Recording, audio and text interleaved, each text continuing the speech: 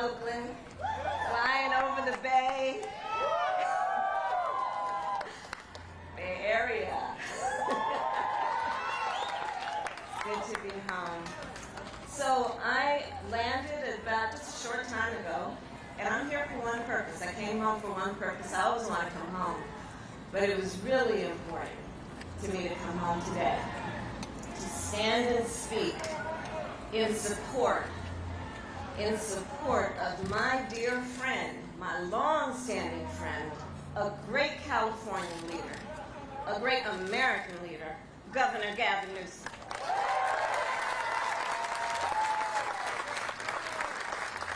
And I'm about to talk about Gavin in front of his face. But you know, Gavin, you were I was watching backstage and you mentioned Texas. Just one thing about Texas.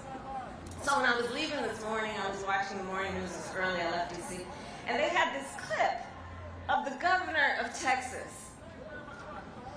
And the words that he spoke were the words that were to arrogantly dismiss concerns about rape survivors and to speak those words that were empty words, that were false words, that were fueled with not only arrogance but bravado. That is not who we want in our leaders. We want in our leaders someone like Gavin Newsom who always speaks the truth on behalf of all the people in a way that is about uplifting, that isn't about helping to understand the plight of working people, to understand the dignity of all people. And that's who Gavin is. And guys, I've known him a long time. One of the things I know about Gavin Newsom, he never hears no, it's not possible, it can't be done. Gavin doesn't hear that. And I've witnessed that. You know, I was elected DA when he was elected mayor of San Francisco. And I heard him talk about this, right? The marriages. That Valentine's weekend in 2004. Gavin didn't hear, it can't be done. He had the courage, as he has had his entire career, to believe in and know what is possible. An ability to see what can be, unburdened by what has been.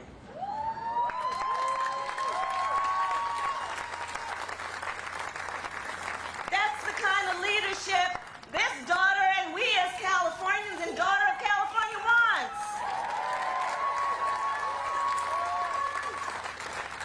We want our leaders in California to have a vision of what is possible, to see the opportunity of a moment to inspire and uplift all people. That's what the people of California have always wanted, and that's why the Republicans' recall will fail.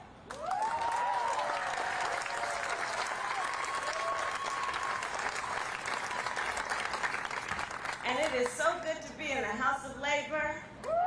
It is so good to be in the House of Labor. And let me tell you something. I am clear. I know Gavin is clear. It is the men and women of labor, the working people of our unions, the working people of California who are going to show what kind of leadership they want and are going to walk their talk and make sure that this political game of this recall is defeated. And let's look at what Gavin has accomplished. You know, he and I were talking backstage. He came in office after Jerry, and he came in with so much in terms of what he was giving to our state. And then things out of our control, any of our control, started to happen.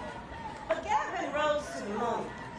Let's be clear, on the issue of COVID, in this state, with the largest population of any state in the country, I've been traveling around the world, larger than many countries. And Gavin stepped up to the moment. Over 22 million Californians have been vaccinated. devastated because of the programs that he led and put in place. Because he was not afraid. He didn't say this problem is too big for me. He didn't say my state is too big for me. No. And he led with courage. And I want us to remember those early days. Let's remember the course of it. We were all scared.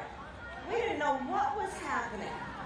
But we needed leaders to have courage to take a stand and make decisions. If a decision is coming to a governor in a state of tens of thousands of employees, it's because nobody else could make the decision except the governor.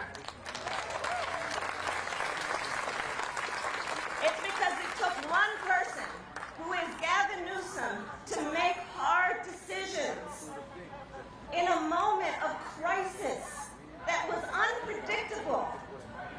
And he led. He led in saying, I understand the plight of working people. And so I'm going to make sure that in the state of California, we have workers' comp for people who caught COVID on the job, because there is no reason that working people should have to lose their benefits in a moment of personal crisis like that.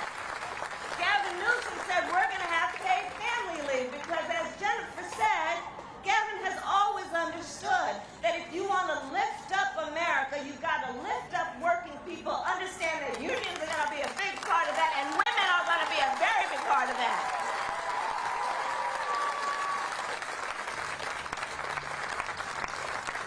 This is the kind of leader we have had in Gavin Newsom. And you have to understand that this recall campaign is about California, and it's about a whole lot more. They're thinking that if they can get this done in California, they can go around the country and do this. You've got to understand what's happening right now. What's happening in Texas, what's happening in Georgia, what's happening around our country with these policies that are about attacking women's rights, reproductive rights, voting rights, workers' rights. They think if they can win in California, they can do this anywhere. Well, we will show them you're not going to get this done. Not here, never.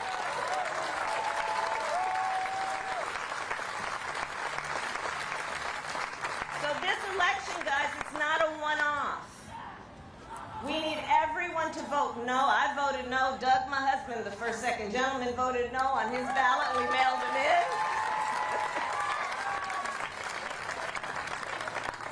And we got to get this done. We've got 6 days. It's a week from yesterday, so next Tuesday, the 14th. But let's understand, we're not only going to be doing the work of putting Gavin Newsom in exactly where we want him to be, which is as governor of California, to lead as he's been leading, but we are also in this election making a statement about who we are as a nation.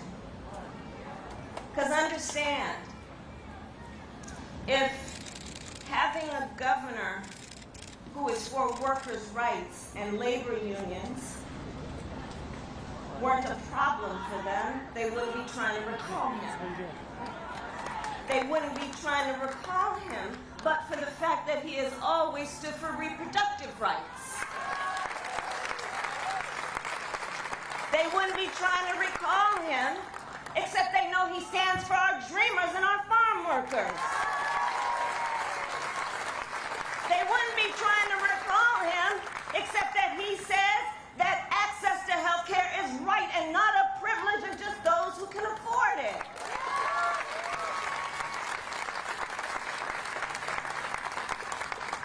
These are the issues that are at play. They wouldn't be trying to recall him, except that they know he is a national leader on one of the greatest threats to our democracy right now, which is these blatant attacks on voting rights.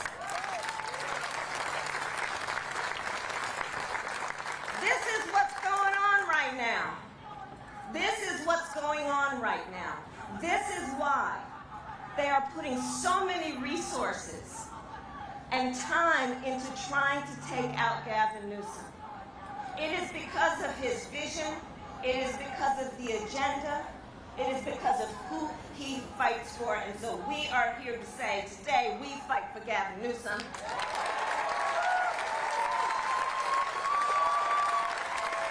We fight for our country. We